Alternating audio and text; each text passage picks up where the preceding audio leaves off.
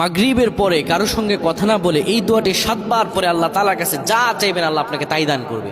অভাবে আছেন, ঋণগ্রস্ত আছেন, মাথায় টেনশন, ঋণের বোঝা, বাড়িতে থাকতে পারতেছেন না, আল্লাহ সব আপনার পেরেশানি দূর করে দেবে ইনশাআল্লাহ। যদি আপনি আমলটি করতে পারেন, আমল মানুষের জীবন বদলিয়ে দেয়, আমল মানুষের জীবনকে পরিবর্তন করে দেয়। আল্লাহ তাআলা আপনার সব দোয়া কবুল করে নেবেন ইনশাআল্লাহ।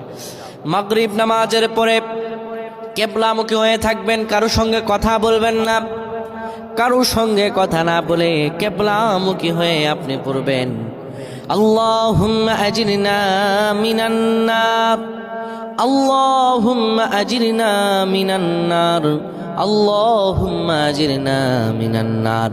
যদি এটি আপনি মাগরিব নামাজের পরে কারোর সঙ্গে কথা না বলে পড়ে 7 বার পরে দুটি হাত তুলে আল্লাহর কাছে দোয়া করেন, আল্লাহ জাহান্নামের আগুন থেকেও বাঁচাবেন এবং আল্লাহ আপনার সব দোয়াগুলো কবুল আর মঞ্জুর করে নেবেন।